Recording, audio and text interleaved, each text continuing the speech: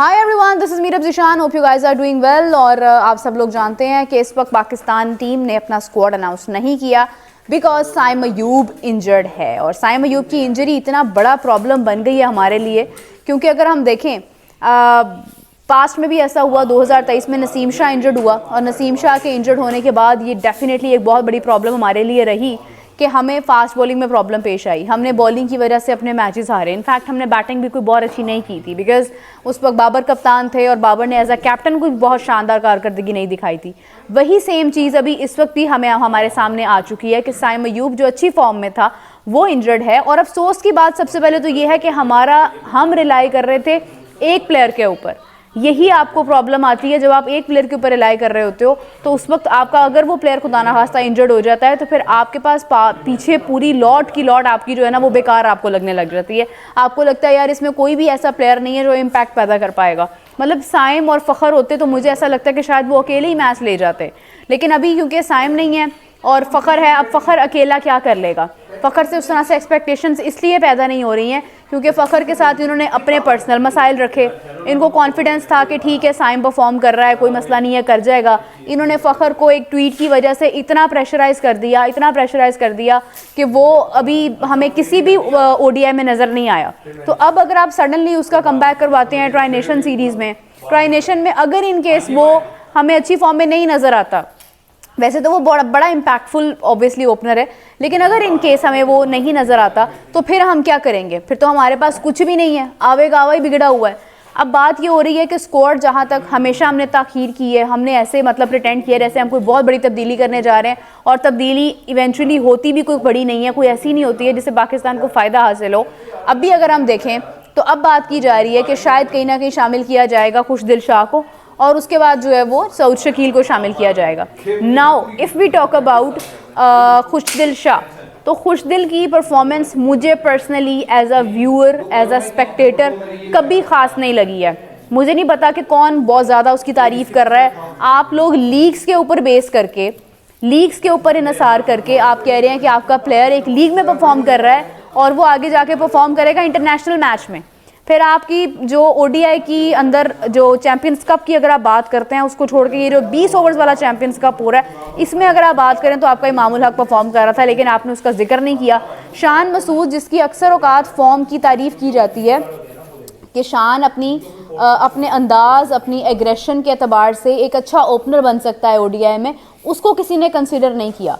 फिर उसके बाद अगर आप देखें कि आपके पास सऊद शकील है, Saud Shakeel as an opener तो नहीं खेल सकता है। सऊद शकील का आपने एक कमबैक एक तरह से आपने उसको शामिल किया था 2023 के वर्ल्ड कप के अंदर, और आप देखेंगे जब आपने उसको शामिल किया तो भी आप मैचेस जीत नहीं पाए थे, आपको काफ़ी नुकसान का सामना भी हुआ था, और आप मतलब वर्ल्ड कप तो नहीं जीत पाए थे ना, आप फाइनलिस्ट क्या, आप सेमीफाइनल तक भी नहीं जा पाए थे।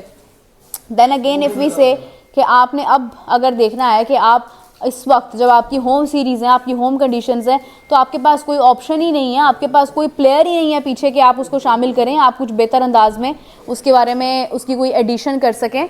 सो ये डिफरेंट चीज़ें होती हैं जिनके अंदर आप जब भी देखते हैं तो आपको सोचना पड़ता है कि यार आपने प्लेयर बनाए किस तरह से। मतलब आप चैंपियंस कप करा रहे हो, आप इतना कुछ करा रहे हो, कुछ निकाल के भी तो दो ना यार, आपको प्लेयर भी तो निकाल के दो।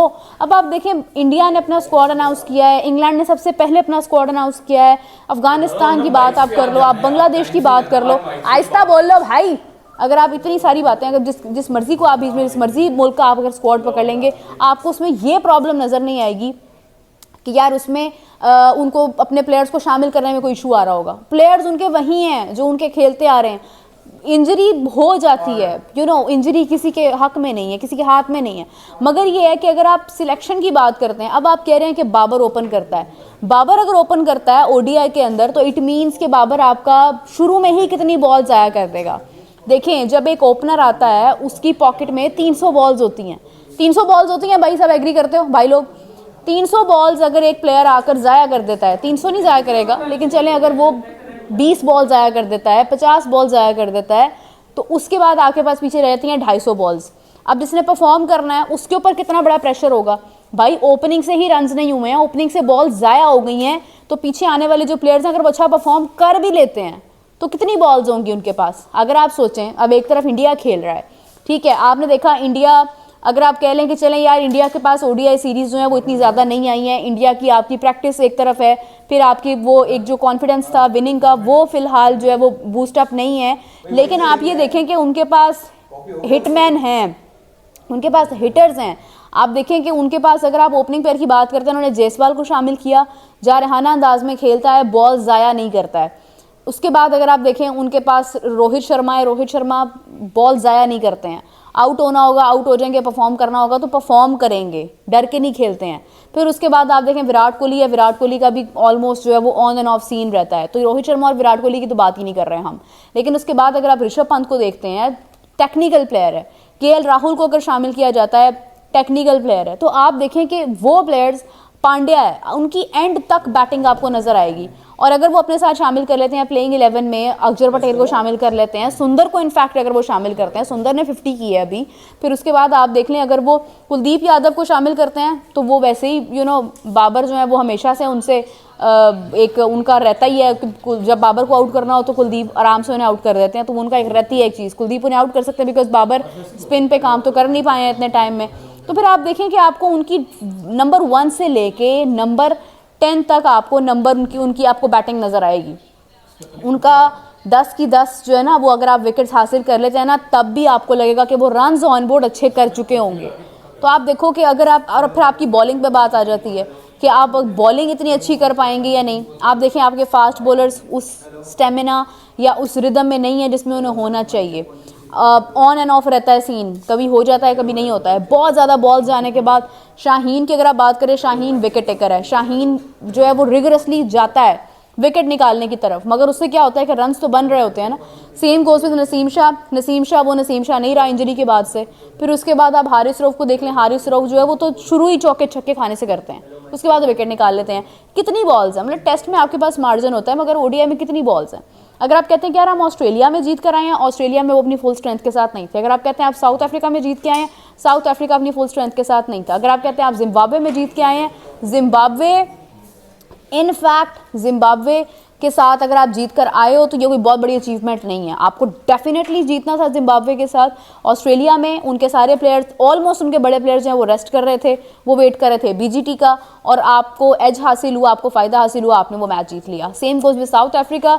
साउथ अफ्रीका में आपने देखा साउथ अफ्रीका के अंदर 100% परफॉर्मेंस नहीं थी, 100% उनके कोई बहुत बड़ी स्ट्रेंथ नहीं थी, तो आपने देखा कि आपने वो सीरीज़ जीतनी थी, नहीं जीतनी थी तो और क्या करना था। तो ये बात होती है कि जब आप यहाँ पर खेल रहे होंगे ना, आपके पास एक बहुत बड़ा एक डिफरेंट किस्म का टैलेंट होगा, आपके पास उन सब टीम्स की 100% स्ट्रेंथ होगी, उसमें जाकर परफॉर्म करना और उसमें जाके जीतना आपके लिए डेफिनेटली मुश्किल हो सकता है। तो बाबर का ओपन करना और उसके बाद फिर उसके साथ फ़खर का होना, ठीक है स्ट्राइक रोटेट हो सकती है, लेकिन उसके बाद ये बैटिंग कहाँ तक जाती है, एक ये आपका इम्तिहान होगा। दूसरा बॉलिंग कितना इम्पैक्ट पैदा करती है, ये आपका इम्तिहान होगा। और मेरे सामने इस वक्त जो है वो हाफिज़ साहब भी आ चुके हैं, तो फिर अब जो है वो हम आपको खुदा हाफिज़ कहते हैं, क्योंकि अब हमारा शो स्टार्ट होने वाला है। और वैसे तो मैंने ब्लॉग में कभी हाफिज़ साहब को शामिल किया नहीं है, लेकिन हाफिज़ साहब ओपनिंग की बात हो रही है, बाबर आजम कितना इम्पैक्ट पैदा कर लेंगे? देखिए डिपेंड करता है कि जो सुनने में आ रहा है अगर वो एज ओपनर खेलते हैं तो उनके लिए कोई नई चीज़ नहीं होगी, क्योंकि वो अपने करियर में अगर क्लब क्रिकेट की बात करते हैं, अंडर 19 क्रिकेट की बात करते हैं, तो वो बैसियत ओपनर खेलते रहे हैं। तो बेसिकली जो मसला है उसमें ज़रूरत उनकी उसमें वन डाउन इसलिए है कि वो स्टेबिलिटी प्रोवाइड करें और ज़्यादा टाइम क्रीज पर गुजारें। अब अगर वो ओपनर चाहते हैं तो इसमें तो कोई शक नहीं है कि पहले बॉल पर भी आउट हो जाता है ओपनर, और उनको उस वक्त भी ग्राउंड में आना पड़ता है। तो पाकिस्तान को अच्छी उम्मीद उनसे रखी जा सकती है। ऐसा नहीं है कि वनडे क्रिकेट में उनको हम ये कहें कि वो पाकिस्तान के लिए परफॉर्मेंसेस नहीं दे सकते हैं। अगर वो परफॉर्म करेंगे तो वो जितना टाइम क्रीज पर गुजारेंगे पाकिस्तान के लिए उतना अच्छा है, क्योंकि 50 ओवर्स अगर आप पूरे खेलती है आपकी बैटिंग, तो आप लामहाला उस पर 300 से ज़्यादा रन स्कोर कर सकते हैं। तो बाबर अगर ओपन करते हैं तो अल्लाह करे कि वो बेहतर परफॉर्म करें पाकिस्तान के लिए, पाकिस्तान के लिए रन्स करें। उनके इर्द गिर्द ही घूमनी है पाकिस्तान की बैटिंग चैम्पियंस ट्रॉफी में, और अगर वो लंबा खेलेंगे, रन्स करेंगे तो पाकिस्तान को फ़ायदा होगा। फ़खर और वो आखिरी मरतबा मेरा ख्याल 2023 के वर्ल्ड कप में न्यूजीलैंड के ख़िलाफ़ इकट्ठे खेले थे वनडे क्रिकेट में, उसके बाद से दोनों इकट्ठे खेले नहीं हैं। तो ये एक दो मुख्तलिफ़ किस्म के लोग बैक वक्त क्रीज़ पर होंगे जब ये बैटिंग कर रहे होंगे। फ़खर का खेलने का अंदाज़ और है, बाबर के खेलने का अंदाज़ और है। पिचेस पाकिस्तान को सूट कर रही होंगी, तो बाबर के लिए एक बड़ी आइडियल सी सिचुएशन है कि अगर अपने मैदानों पर वो 19 को न्यूजीलैंड के ख़िलाफ़ खेलें, और न्यूजीलैंड के ख़िलाफ़ दोनों खेले थे वर्ल्ड कप में भी आखिरी मरतबा इकट्ठे।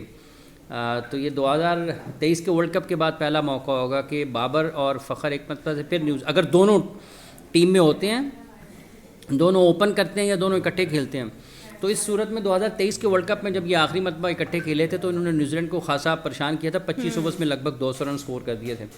तो अब अगर दोबारा ये इकट्ठे होते हैं 19 फरवरी के मैच में, तो हम उम्मीद तो करते हैं, ख्वाहिश भी रखते हैं कि वैसे ही खेल का मुजाहरा करें। तो बाबर की सलाहियत के ऊपर तो कोई शक नहीं है। 19 सेंचुरियाँ उनकी वनडे क्रिकेट में, बहुत शानदार किस्म का उनका रिकॉर्ड है वनडे क्रिकेट में। जब आप बात करते हैं तो हमें उम्मीद रखनी चाहिए कि अगर वो एज ओपनर भी खेलते हैं तो उनका रन्स करना पाकिस्तान के लिए ज़रूरी है। अल्लाह करे कि वो रन्स करें और फ़खर भी रन्स करें। फ़खर अगर टीम में आते हैं, प्लेइंग 11 का हिस्सा होते हैं, चूँकि अभी स्क्वाड का ऐलान होना ना, तो वो आएँ, गालिब इम्कान तो यही है। तो रन्स जोड़ें पाकिस्तान के लिए, और अपने मैदानों पर एक तवील अरसे के बाद पाकिस्तान अगर चैम्पियंस ट्रॉफ़ी की मेज़बानी भी कर रहा है, खेल तो भी रहा है, तो अच्छा खेले पाकिस्तान, नताइज अच्छे होने चाहिए बुनियादी तौर पर। पाकिस्तान में जान है वनडे क्रिकेट में, अच्छा खेला है पाकिस्तान रिसेंट पास्ट में। चलें जी, उम्मीद करते हैं कि अच्छे रिजल्ट्स हों, और इसी के साथ जो है वो आपसे इजाज़त चाहते हैं। अपना बहुत सारा ख्याल रखिएगा, कमेंट ज़रूर कीजिएगा, कोई क्वेश्चन रह गया हो तो वो पूछ लीजिएगा। हाफिज़ साहब से मैं बाद में पूछ लूँगी और आपको बता दूँगी। तो टेक केयर, बाय बाय।